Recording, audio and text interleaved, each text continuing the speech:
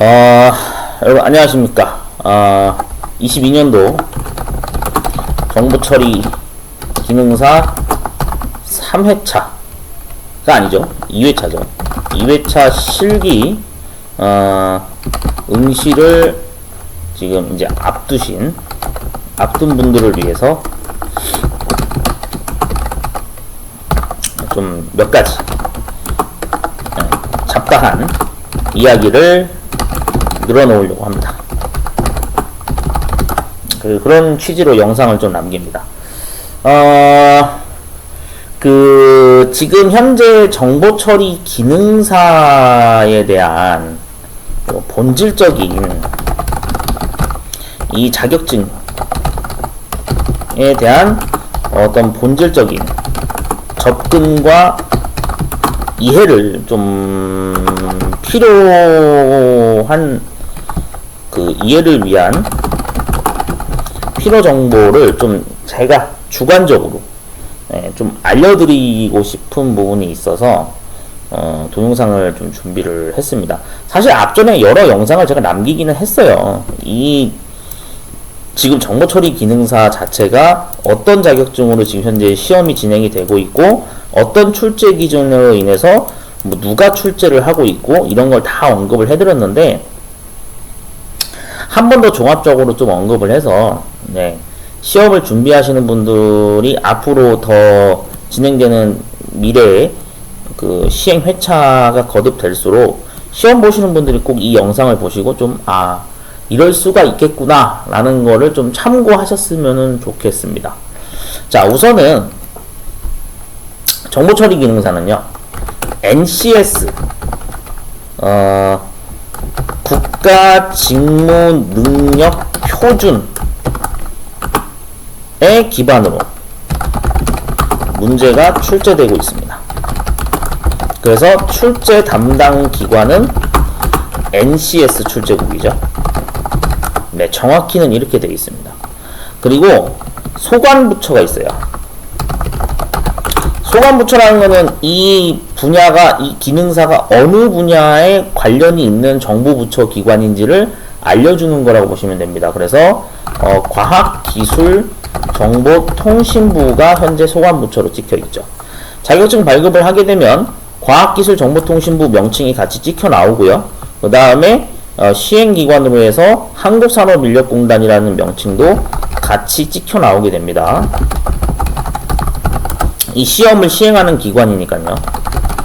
네, 당연히 이 명칭이 같이 나오겠죠. 자, 일단은 이 직무라는 단어를 우리가 좀 알 필요가 있어요. 이 직무라는 단어가 되게 좀 중요하거든요. 직무라고 하는 것은 말 그대로 분야를 얘기합니다. 분야. 같은 말로 하면. 분야인데, 근데 중요한 게 이 직무 분야가 어느 분야입니까? 우리가 지금 이 정보처리 기능사라고 하는 것은 IT 분야거든요.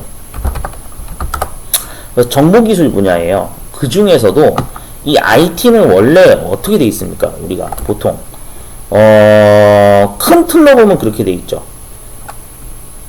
말 그대로 소프트웨어 개발. 그 다음에 우리가 현실 직무로 따지면 보통 이렇게 따질 수 있을 것 같아요. 통신공사. 맞죠? 우리 왜 여러분 아파트 단지마다 다 요즘에 광 케이블 다 깔려 있잖아요. 아파트 단지에 무슨 그런 거 보신 적 없어요? 통신단자? 통신단자 여기에 보면은 공유기 같은 것도 막 깔려 있죠. 공유기 48포트짜리 이런 공유기가 깔려 있기도 하고 아니면 광 케이블도 여기에 지금 설치가 되어 있는 상태죠. 이렇게 이제 광 케이블 통신이 다 깔려 있거나 그러다 보니까 우리가 오늘날 아파트에서 이제 어느 집이건 다 인터넷이 사용이 되는 그런 가능한 서비스를 우리가 받고 있죠. 그 다음에 이제 지하철 같은 경우에는 당연히 와이파이까지 심지어 설치가 되어 있으니까요. 말 그대로 통신 인프라가 굉장히 거의 아주 거의 탑 클래스급으로 구축이 되어 있죠. 그래서 인터넷 속도가 가장 빠르다 그러죠, 한국이. 자, 아무튼 그렇게 되어 있습니다. 통신공사 쪽 직무도 있을 수 있고. 그 다음에 또 어떤 직무가 있을 수 있을까요? 큰 틀로 보면 사실 이 두 개로 이제 나갔는데, 여기서도 이제 보면은 또 이제 나눠져 있겠죠. 소프트웨어 개발이라는 게 뭐 웹페이지 개발이 될 수도 있는 거고,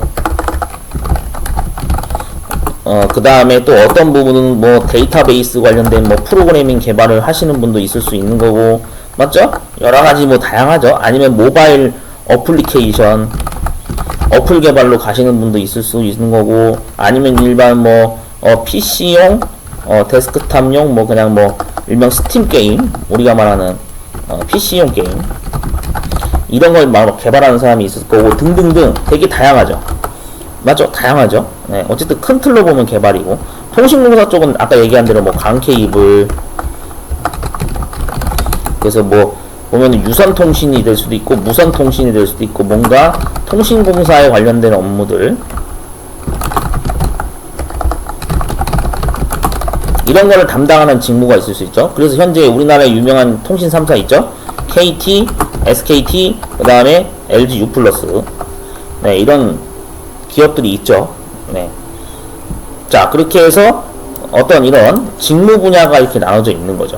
근데 중요한 게 이 정보 처리 기능사 같은 경우에는 지금 현재 이 개발 업무를 하는데 사용되는 개발 툴이 있죠.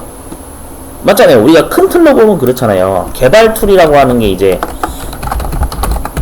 프로그램을 만들기 위해서 어떤 개발 언어를 쓰느냐를 우리가 항상 선택을 하잖아요. 개발자가 계획을 할 거 아닙니까?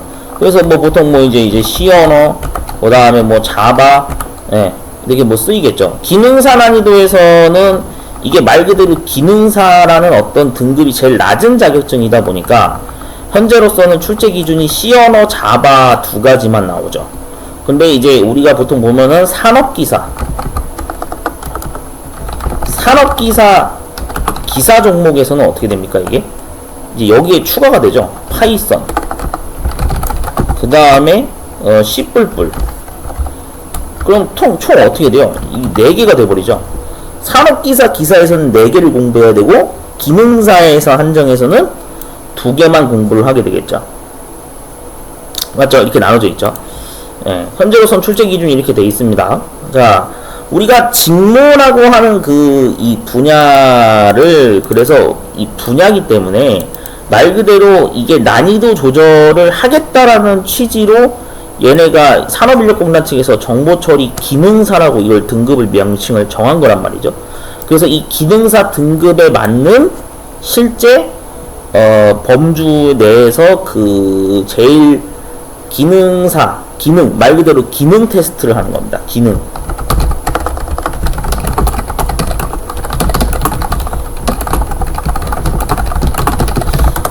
위주의 테스트 시험을 진행하는 것이 원래 기능사거든요. 사실은 그래서 되게 이게 지금 논란이 많아요. 왜냐면 차라리 기능사면은 야 이거 그냥 작업형 실기로 하면 안 되냐,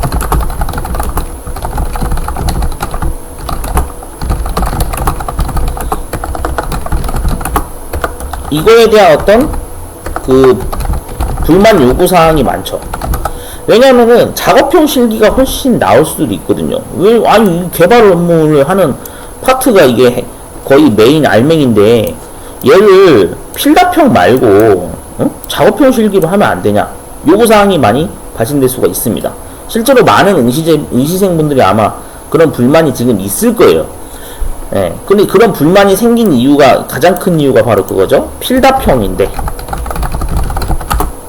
시중에 출판되는 출판사의 책에는 실려있지 않는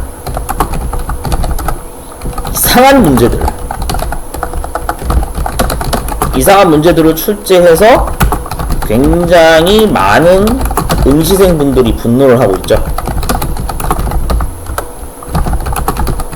네, 현재 2022년도 현재 상황이 이런 현재 지금 흐름으로 지금 진행이 되고 있습니다. 그래서 이번에 그 다가오는 일정인 22년 5월 29일 날, 22년 5월 29일이죠. 이날 이제 전국에서 정보처리 기능사 실기가 진행이 되는데, 그러니까 불안해 하시는 분들이 많을 거예요. 야, 이번에 또 되게 이상하게 또 문제를 내면 어떡하지? 근데 저는 이제 사실 뭐 저도 물론 별로 좋아하지 않습니다. 그 합격률 1.7%라고 하는 그 비율이 1.7%였죠. 지난 1회차에. 네, 1회차 실기가 1.7%였는데 이 사실 이 합격률 통계가 나온 거에 대해서 사실 저는 그런 생각 들어요. 이걸 저도 물론 좀 말이 안 된다고 생각은 합니다만 한편으로는 또 그런 생각이 들더라고요. 이게 참 좀 뭐라 그럴까, 그러니까 NCS 직무 분야로 개편을 하다 보니 공단에서도 그런 얘기를 했거든요. 그 NCS라고 하는 이 사이트가 원래 있는데, 원래는 있어요. 여러분들 그 아시는 분들은 아시겠지만 ncs.go.kr이라고 하는 공식 정부기관 사이트에 이 학습 모듈이라고 해서 무료로 제공되는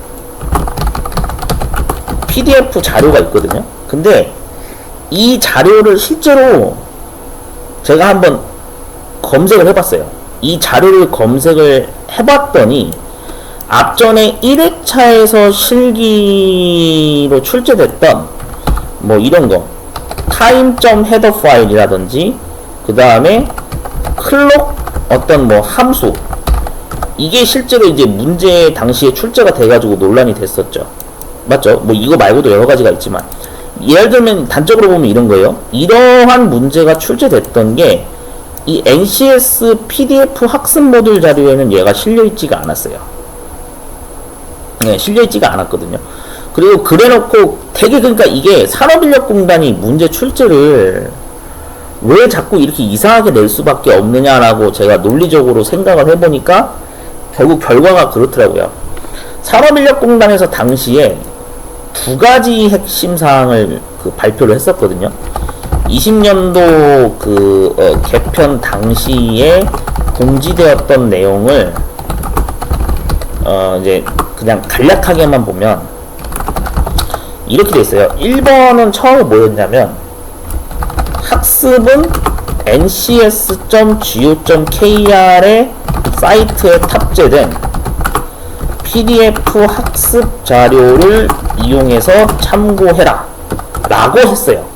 근데 그 다음에 또 한 가지 중요한 문구가 뭐였냐면, NCS 사이트에 등재되어 있는 학습 모듈 PDF 자료는 절대적인 시험 범위로 정해져 있진 않다는 점 참고해라. 그러니까 이게 앞뒤가 안 맞아요. 사실 이거 자체가 말이 앞뒤가 안 맞거든요. NCS 학습 모듈을 참고해서 공부를 하면 된다고 했는데, 반대로 또 두 번째는 이거에 등재되어 있는 게 시험의 절대적인 어떤 시험 범위로 정해져 있지는 않다. 이런 뉘앙스로 적혀 있었어요. 그러니까 앞뒤가 안 맞는 거죠. 그러면은 애초에 이렇게 설명을 하면 안 되는 거죠, 사실. 산업인력공단 입장에서는. 이렇게 애매하게 하면 안 되거든. 그래서 그 3번에 또 이제 또 쐐기를 박는 말이 그거였어요. 시중에 뭐 유통되는 출판사에서 제공되는 어떤 뭐 알고리즘 서적이나 또는 뭐 데이터베이스 서적 이용해서 공부를 하면 된다라고 이렇게 설명을 또 3번 항목으로 이렇게 설명을 적었었어요. 그러니까 참 웃기죠. 근데 출판사에서는 전혀 등재되어 있지 않은 이런 문제가 막 나온 거죠. 네.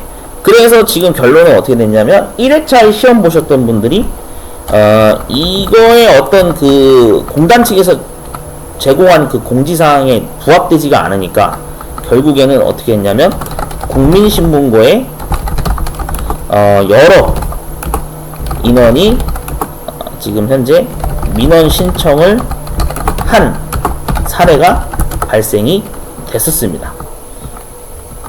민원 신고를 많이 넣었거든요.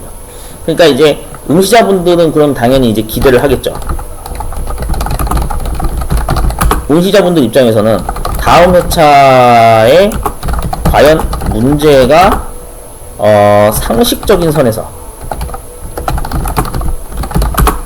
그 출제가 될 것인가 에 대한 어떤 그런 지금 그 기대를 좀 하고 계신 분들이 많은 상황입니다. 예. 과거에 지금 진행되었던 사항들을 제가 좀 이렇게 간략하게 언급을 했는데요. 근데 사실 우리가 그 이제 기대하시는 분들 입장에선 당연히 그래요. 이 정말 출제 기준에 부합되는 시중에 출판사에 융통되는 그 기준으로 문제를 출제를 제발 해주길 바랍니다 라는 취지로 이제 민원 신고를 많이 냈는데 또 한편으로는 그런 것도 봐야 돼요. 뭐냐면은 이 기능사가 이 정보 처리 기능사가 향후 앞으로 어느 부분에서 활용 가능성이 있는가,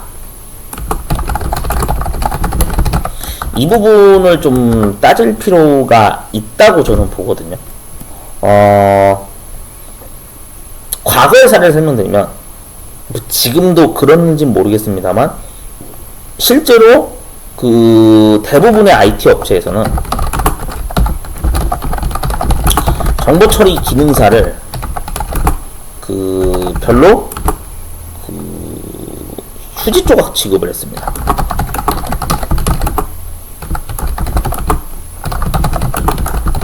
네.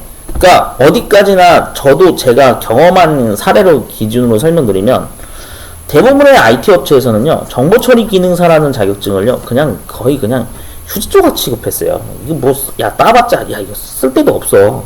이랬거든요. 근데 그게 반은 맞는 말이고 반은 틀린 거예요. 왜 그러냐면은 정보 처리 기능사를 어쨌든 가지고 있던 사람들 입장에서는 어떤 거에서는 혜택을 받냐면은 군 입대 시에 군 입대 준비할 때 분명히 점수 획득, 가산점이라고 하죠, 우리가 흔히. 가산점 획득의 어떤 그 활용 가치가 분명히 존재했거든요. 근데 반대로 기업체, 일반 IT 개발업체나 이런 데 입장에서는 야, 이거 용도가 의미가 없어. 용도가 필요 없다. 이런 어떤 인식이 분명히 있었거든요. 그러니까 절반은 맞고 절반은 틀린 말이에요. 그냥 이런 어떤 양면성이 존재했다 이겁니다. 그래서 지금 현재, 과거는 그랬지만 현재 2022년도를 기준으로 봤을 때는 어떻다고 봐야 되냐면요, 이건 저의 개인적인 생각입니다. 저와 생각이 다른 분이 있을 수가 있어요. 근데 제가 생각하기론 그래요. 정보 처리 기능사를 분명히 NCS 기반으로 지금 현재 시행을 하고 있기 때문에 얘를 앞으로 법 개정을 해서라도 뭔가 활용 범위를 폭넓게 폭넓게 인정해주는 방법으로, 인정해주는 방향으로 앞으로 이제 정책이 개선되어 나갈 가능성이 있는가에 대해서 좀 고민을 할 필요는 있다고 보거든요. 저는 이렇게 왠지 인정해주는 방향으로 가지 않을까 그런 생각이 들어요. 제 개인적인 생각입니다. 그렇지 않고서는 문제를 이렇게 낼 이유가 없거든요. 예. 제가 너무 과대망상에 잡혀 있는 거 아닌가라고 생각하실 수도 있어요. 제 영상을 보시는 분들 중에 이 사람 뭐 쓸데없는 소리를 하는 거야 이렇게 생각할 수 있어요. 근데 한편으로는 그러니까 어디까지나 가능성입니다. 가능성. 맞잖아요. 우리가 뭐든지 다양한 시각으로 봐야 된다 그러잖아요. 우리가 전문가들은 항상 다양한 시각으로 봐야 된다 그러죠. 그러니까 이 자격증 자체가 기능사기 때문에, 기능사다 보니까 뭔가 개발 업무 파트에, 아까 제가 위에서 얘기했던 직무죠. 직무 파트에서 봤을 때 이 개발 쪽 관련된 부분으로 했을 때 이 부분을 좀 더 깊이 중점적으로 현직 IT 개발자가 알아야 할 어떤 깊이 있는 심화 지식을 기반으로 문제를 앞으로도 출제하려는 게 아닌가.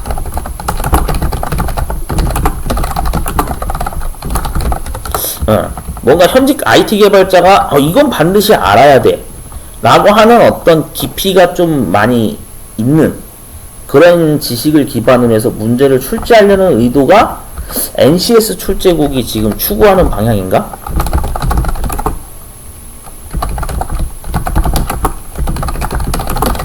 네, 그런 의도가 있지는 않는지 이런 거를 저는 좀 의심을 요즘에 하고 있거든요.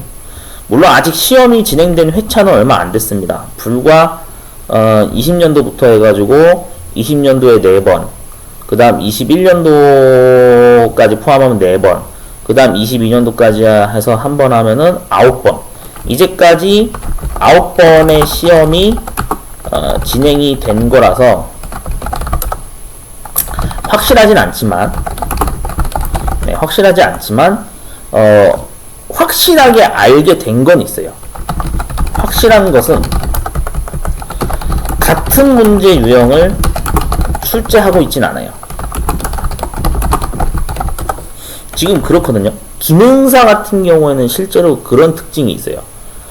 뭐 통신은 일부 같은 문제가 나올 수 있어요. 통신은 나왔던 문제가 나올 수 있고, 그 다음에 데이터베이스 파트도 그렇습니다. 데이터베이스도 나왔던 문제가 그대로 나올 수 있죠. 근데 희한하게 알고리즘 문제는 같은 유형을 똑같이 내지 않아요. 네, 같은 유형을 똑같이 출제한 적은 없어요. 제가 쭉 분석을 해보니까 제가 판단했을 땐 그렇거든요. 물론 일부 비슷할 수는 있겠지만 그게 완전히 똑같지는 않았습니다. 그러니까 의도가 그런 것 같아요. 예.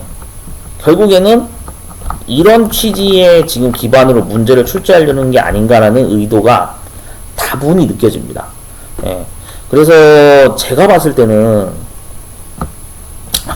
결론은 그래요. 정보처리 기능사, 예, 거저먹기로 가져가지 못하게 하겠다.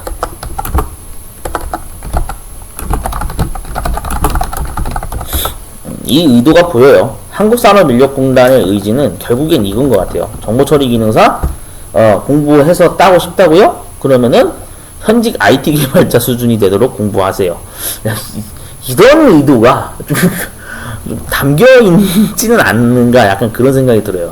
그리고 이것도 저의 그냥 개인적인 생각인데, 이거를 출제하시는 분들이 저긴가봐요. 비주얼 스튜디오를 6.0 버전을 사용해서 문제 출제를 하는 것 같다라는 약간 그런 어떤 그냥 피셜, 그냥 예감이 듭니다. 개인적인 제 예감은 왠지 이걸로 테스트해서 내는 것 같아. C 언어 문제 같은 경우에는 이거를 사용하나? 약간 이런 생각이 들더라고요. 예. 그런 예감이 듭니다. 아무튼 뭔가 되게 좀 나이대가 좀 많이 있으신 C 언어를 처음에 이 6.0 버전으로 혹시 공부하셨던 분들이 문제를 출제하는 게 아닌가? 약간 이런 생각이 들더라고요. 어디까지나 저의 그냥 예상입니다. 예. 확실히 검증된 건 없어요.